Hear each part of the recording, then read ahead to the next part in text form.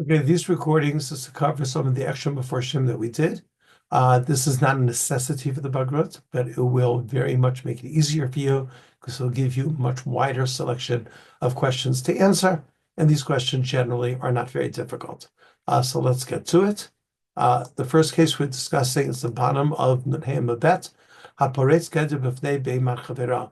So this is one of the cases Rabbi Yeshua says, you put tur b'dinei adam, chayav b'dinei shamayim. It's Rashi's opinion that here the only discussion in the Gemara is what about, do I have to pay for the fence that I broke? The Gemara eventually says, well, you broke a lousy fence and therefore you don't have to pay. But Rashi says that regarding the animal itself, there's no question. If the animal were to escape and get lost, certainly you wouldn't have to pay. But reading the last Rashi, if I broke a good wall, I should pay in court. It says Mia Kotel, certainly for the Kotel, to be a dime of because my hands, I destroyed that wall. But regarding the behema, I don't have to pay under any circumstances. And if I put a hole in the fence and the animal goes out and gets lost, not my problem. What's Rashi's proof? Tatana, because we learned in the Mishnah, Patsua listim patur. We learned in the Mishnah that if the listim, if you had robbers that came, Patsua listim, and they broke down the fence, the yatsav zika, and the animal went out and caused damage, patur. So Rashi learns from here, the grama is patur. The listim did not necessarily do anything to the behemah to make it go out. They just put the hole in the fence. They're not responsible. So here also, if there's a lousy fence and I go ahead or a good fence, and I go ahead and I break it and the behemoth gets lost, I am not responsible. The Ramban disagrees. The Ramban says no, that when it comes to the animal, you are responsible. You're very, very much responsible because that's called garmi. When you put a hole in the fence, the animal's going to go out.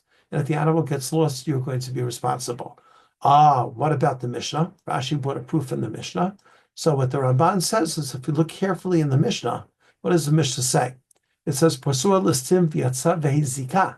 If the animal went out and caused damage, it ate somebody's tomatoes, it stepped on somebody's flowers, patur.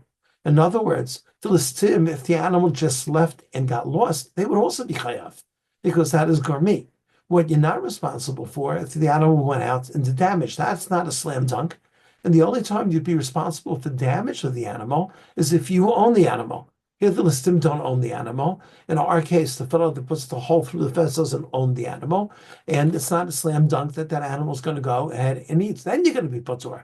But in terms of the animal itself getting lost, according to the Ramban, you're going to be chayav. The next thing we learned was a very, very involved case that Rav Yitzchak Zilberstein, who's a rabbi in the old city of Yerushalayim, discussed. I remember the details. There was a fellow Reuven, who was going away on vacation, gave Shimon the key to his apartment, and he said, under no circumstances, don't give the key away to anybody else. All of a sudden, Shimon gets a call that his friend Reuven is supposed to be getting a couch delivered to his house. Shimon had no knowledge of it. He couldn't get a hold of Reuven. So he figures, okay, he's not going to give the key to anybody. He'll accompany the delivery man. He opens up the apartment. They put the couch down. Gets a call later the next day, and that the people said, oh, we made a big mistake. He ordered a brown couch. We gave him a red couch. We're coming today and replacing the couch. And so if it happens, that's so be it. That's what they did. Everything's fine. Reuven returns from his trip, and he comes yelling to Shimon, I can't believe it. Somebody broke into my safe and stole thousands and thousands of shkalim. And it turns out, after some investigation, that what happened is that the sofa delivery people were totally bogus. When they put in the first sofa, there was a man hidden inside the sofa. They delivered it. He went, he broke through the kasefet, the safe, stole all the money. Then he went back into that sofa. They took him out and put in another sofa. So Reuven was saying that Shimon should be responsible for this. So in our case, in the Gemara that we just discussed with Rashi and the Ramban, there's actually a machloket in the Shulchan Aruch between the poskim whether Rashi's right and you're not going to be responsible for the behemah if it gets lost, or if the Ramban is right and you are going to be responsible. So here also seems to be something very, very similar. He does something which in turn causes a disaster. He basically puts a hole in the fence. And because he puts a hole in the fence, here the animal does not go out, but rather the person comes in and takes all the money. So Some of the Mefarshim, this is Rav Silberstein talking, says that there is a difference over here, because in the case of of a behemah, that's what behemah moves. Behemah goes from one place to another. So therefore, if you put a hole in the fence, that's what's going to happen. Here, even if he knew that the man was there, he had no idea that there was money there, that there was kasefet, and that there was a safe of any sort of money. And even if you want to go ahead and say that over here he's even more responsible, because he's like opening up the door and telling the Ganav, "B'vakasha, go ahead." Shimon maybe should have checked. Reuven, he shouldn't have let the delivery person come. Reuven would have told him, etc., etc., etc. And here, even with Dinei Shamayim, he should be patur, because this is grama b'shogeg. There's two things going on over here. Number one is grama. He didn't actually take the money and steal it himself. He did not knowingly abet the ganav, and he did it totally b'shogeg. So in this case, when Zilberstein decides, then indeed he would not have to be responsible. He would not have to be responsible to pay. Okay, we now talked about shomer avidah. We had a machloket by shomer avidah. Is he considered to be a shomer chinam or shomer sachar? And so Rav Yosef Amar shomer sachar dami. Why? By he hana'ad l'baya l'mitzav le'rifta la'anya have shomer sachar. Since osek b'mitzvah patur min mitzvah, and that if an ani would come and he was busy with the avedah, he was busy taking care of the lost dog or whatever it is, he would not have to go ahead and get tzedakah, and therefore he's saving money on the deal. Therefore, he's considered to be a shomer sachar. So, discussion exactly about the whole seikba mitzvah patur min mitzvah. When I'm busy with one mitzvah, do I have to do another mitzvah? Exactly, what is the boundaries to that particular klal? So, we had the first one is the reason. We're reading from the beginning. It tells us. You have the enjoyment that you get, that you don't have to give bread to an ani. As we said before, because I'm busy with the Sasha Varavedah. It says, the only time you wouldn't have to give the money to the guy banging on the door for tzedakah, so I was actually busy doing the mitzvah. I was taking out the rug and I was airing it out. Something else that I have to do for the benefit of the Avedah. Just because the Avedah happens to be locked in my closet someplace, a lost item is locked in my closet, I found 1,000 shekel and I locked it in my closet. Certainly, if somebody knocked on the door asking for tzedakah, I can't say, well, I'm busy doing a mitzvah. Because you could do both. Right? The Muchach B'Sukkah, that the Gemara in Sukkah, which has a long sugya about this, that the only time we learn from the Psukim that if I'm doing mitzvah A, I need not do mitzvah B, it's only in a case where I can't do both of them. Right? It's impossible to do both mitzvahs. We're doing A, I can't do B, and vice versa. And that makes perfect sense. Just because I'm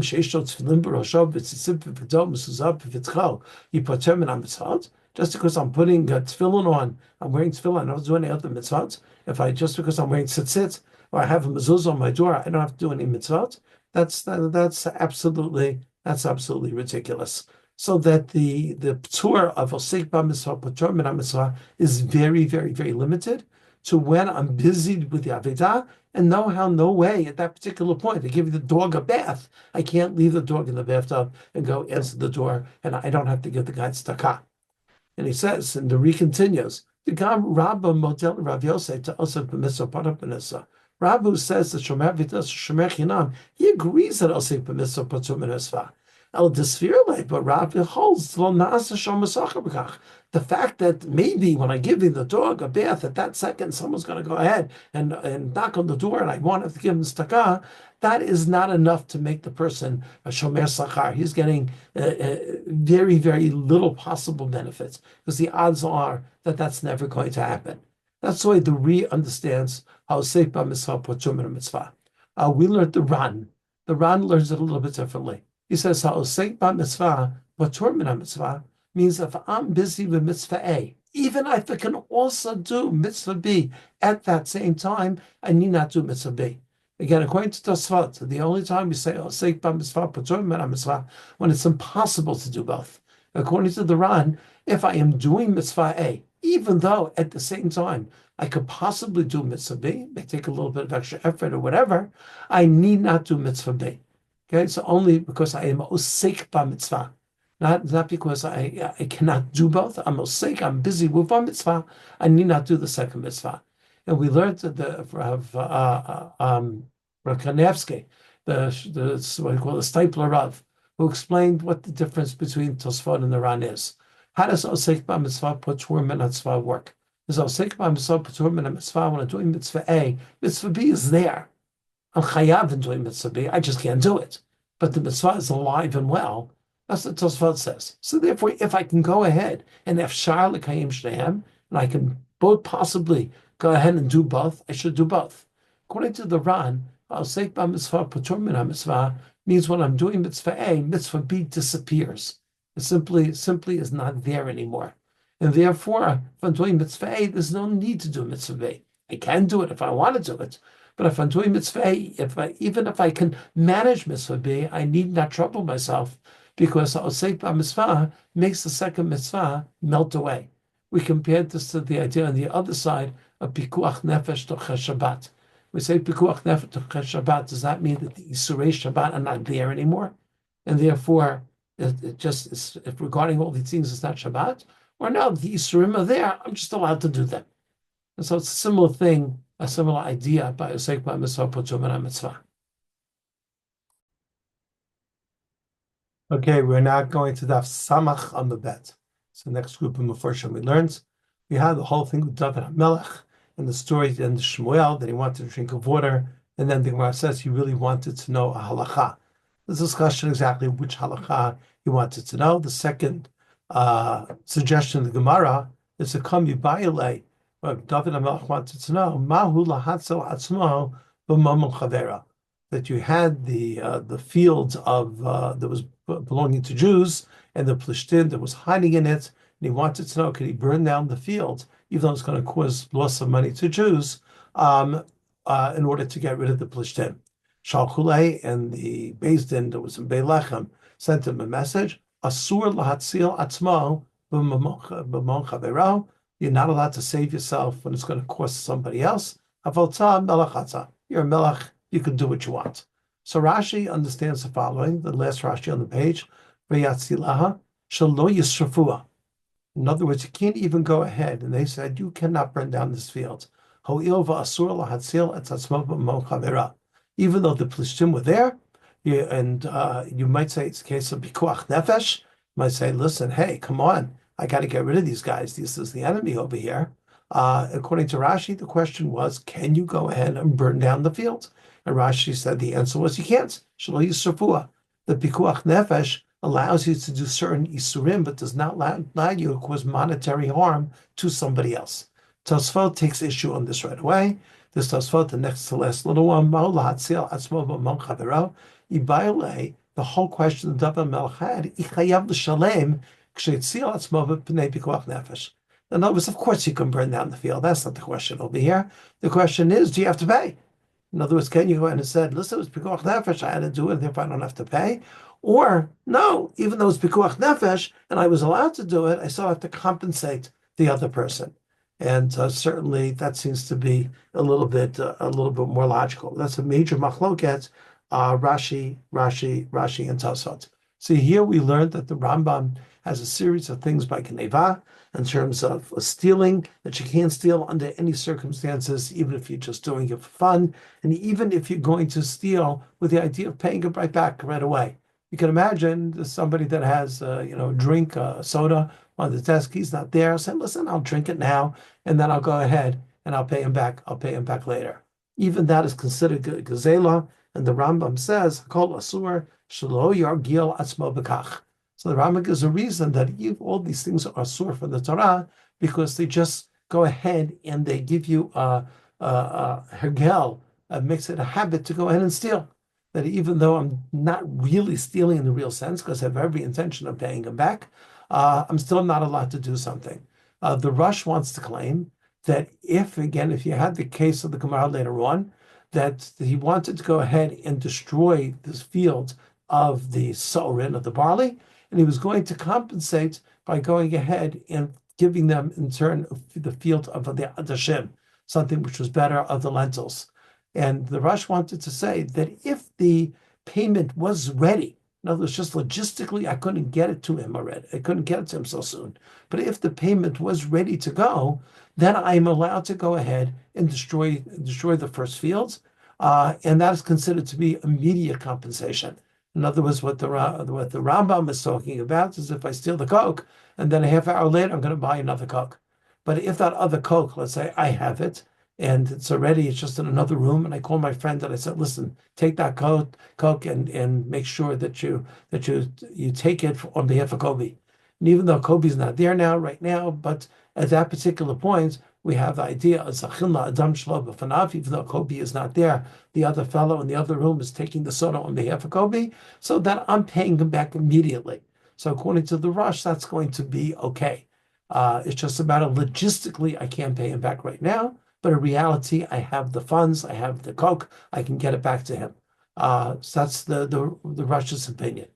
We then learned from a Rav called Rav Chaim David Alevi that received a letter from somebody who was in desperate need of funds. And it just happened that somebody asked him a favor. He was considered to be a trustworthy favor, and someone gave him a large sum of money to watch for a period of time. And this fellow who received the money wanted to know, can he take that money and use it? Because he's in desperate needs of funds.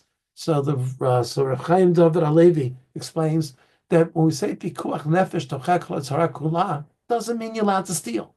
You're not allowed to steal. Pikuach nefesh, I can do what I want. I can be mechala Shabbat. I can do other averot. I can eat tarfut, but it doesn't mean I can steal somebody else's money, and therefore you would not be allowed to go ahead and use that money. What he does say that it's a possibility that if you feel there's a good chance you're going to be able to pay back the money in a reasonable amount of time, then maybe there is a side of heter like the rush. Even though I don't have the funds available right now, but I know that you're going to get a job next week.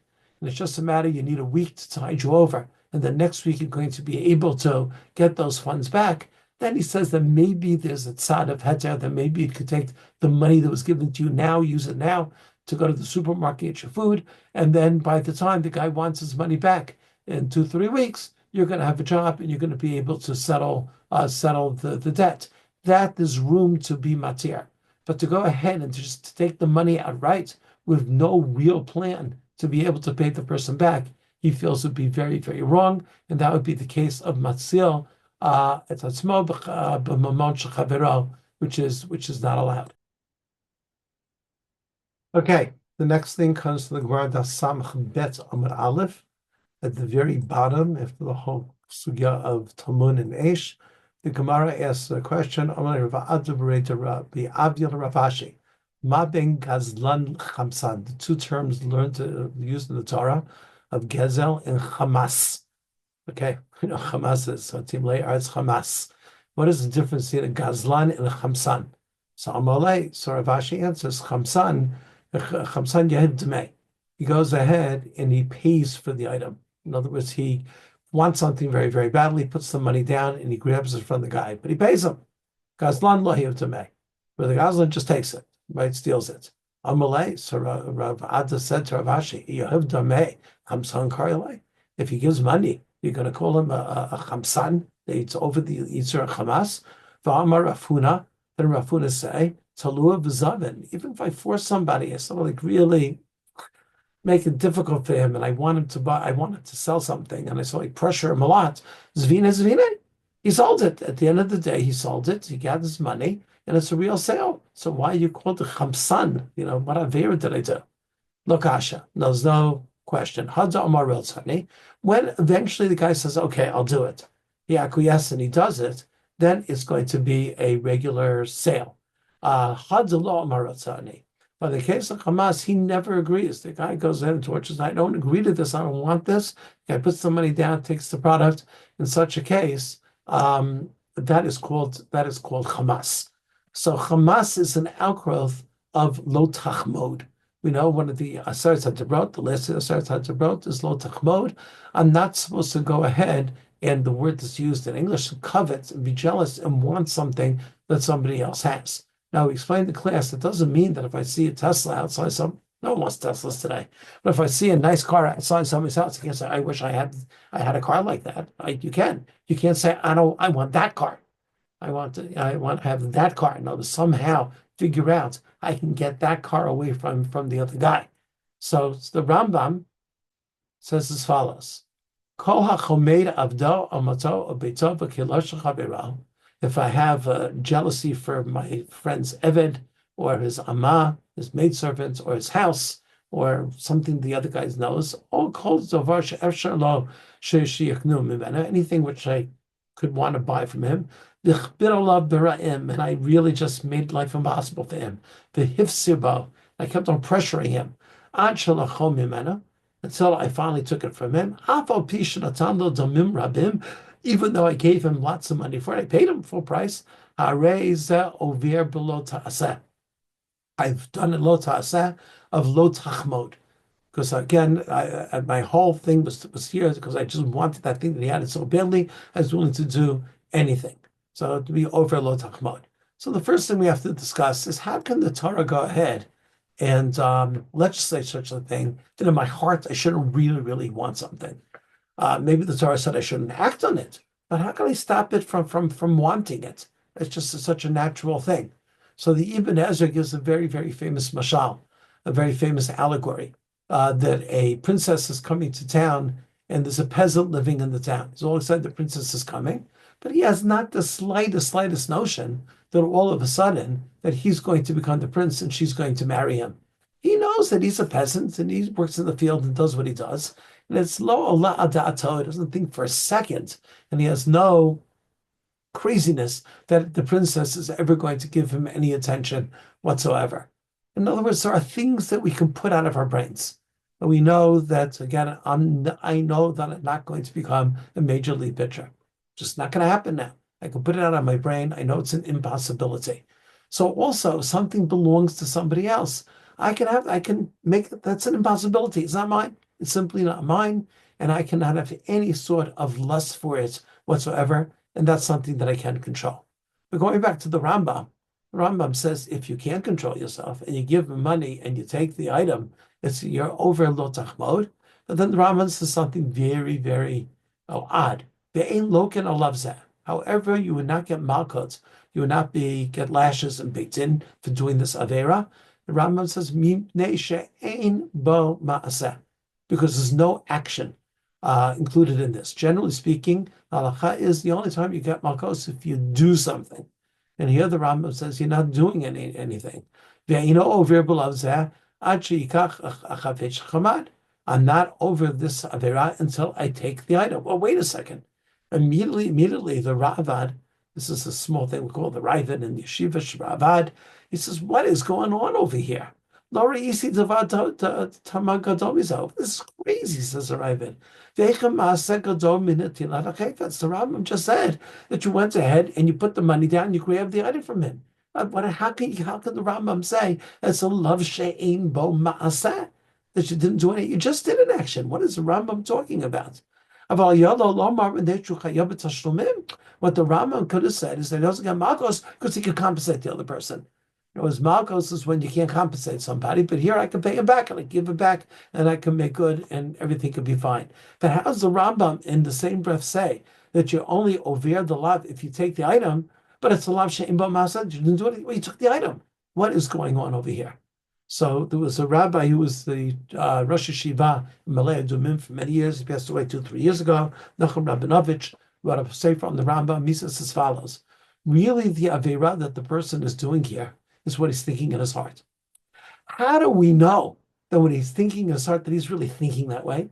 That this is where he's up to? Only if he then goes ahead and acts on it. When he acts on it, then the avera was his thoughts. It wasn't that the avera is taking the item. That's why the Rambam says it's a lav she'ein bo ma'aseh, because if you were getting punished, you're getting punished for your whole thinking process. We only know that you're seriously thinking about something if you then go ahead and do it. I may have many crazy ideas in my head that I never have any plans to do. Just because I have an idea popping in my head, it doesn't mean anything halachically. So when is the lo tachmod mean something halachically? If when you take that plan and you actually do something. So that the lav is not the maaseh, they're doing something. They're doing something just shows me that my plans were very, very real. And to get malkot on my plans, I can't do, because my plans is a love she'ein bo maaseh. And that's what the Rambam had in mind. Very, very interesting. Okay, the last thing. So I learned the following. And this is on Daf Ayin Teramabet.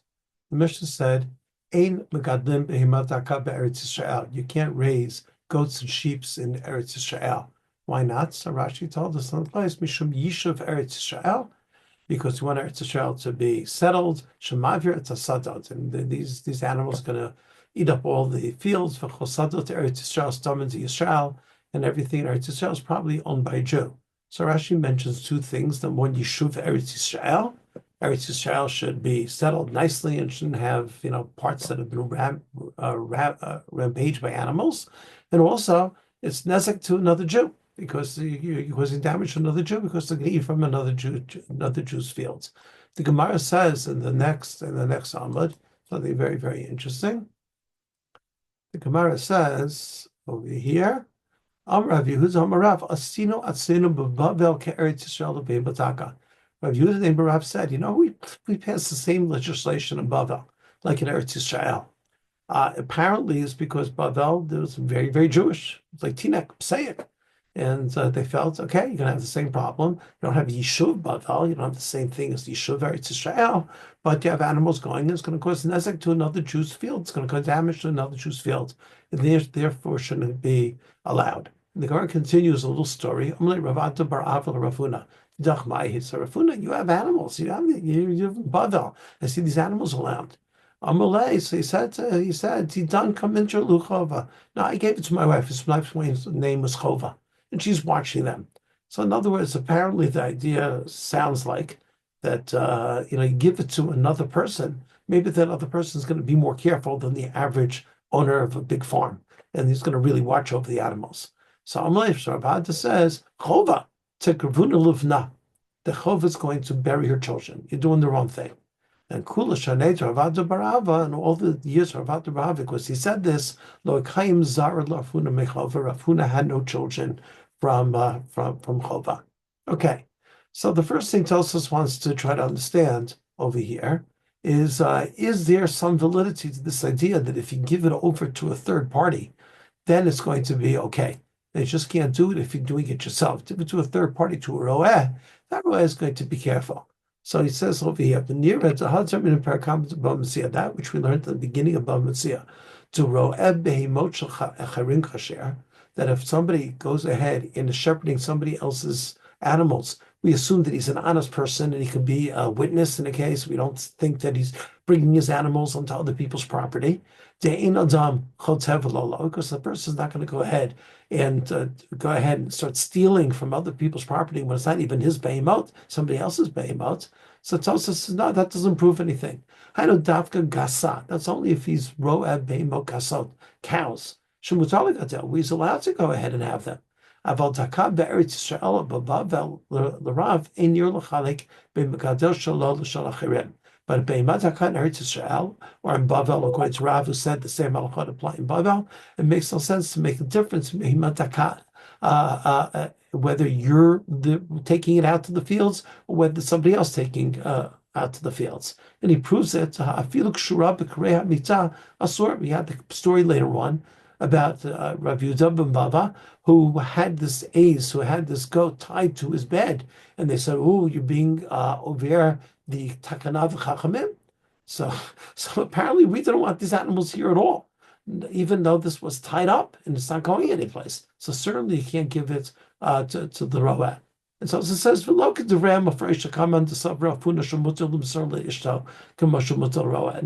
don't interpret the Gemara later on that Rav Huna really thought that it was okay to give it to his wife, and the same to give it to Ro'eh. And that's why Chova misses Rav Huna was watching them. Since they said that Bavel has the same halacha Eretz Yisrael when it comes to goats and sheep. It makes no difference whether you have it or whether somebody else has it. It's asur, asur, asur. Now he has another question for Gemara and Baba Basra. Bahani easy. The way the Gemara and Baba Basra tells us about a case of goats. They ate somebody's sorim, they ate somebody's barley nerda. The parak, it's called cheskara batim. Uka Amar, and there the Gemara says shiny easy to Masir Laro'eh, is that the Izim are given to Ro'eh. And again, whatever the discussion there is regarding not whether you're allowed to even have these behemoth there, it's regarding whether you have to pay for that which was being eaten. There seems to be a difference of opinion of how much the animal actually ate, not important for our discussion. Even though Nerda was Bavel, and therefore, why did they have the Izim there in the first place? We just said the Bavel was like Eretz Yisrael. They passed the same legislation.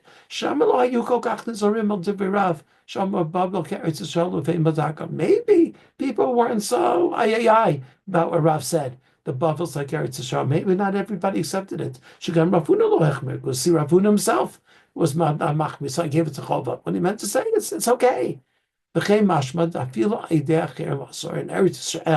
Even if you give it to somebody else, it's asur. For the fact that we have the case later on of where the Chassid had to drink from the milk of the ace, and he could have given it to a roeh and could have avoided no problem. He didn't, so apparently it makes no difference. Not solve anything by giving it to the roeh. There's a story about the Balabatim and the Galil that they gave it to Ro'eh, but yet you're not allowed to do that.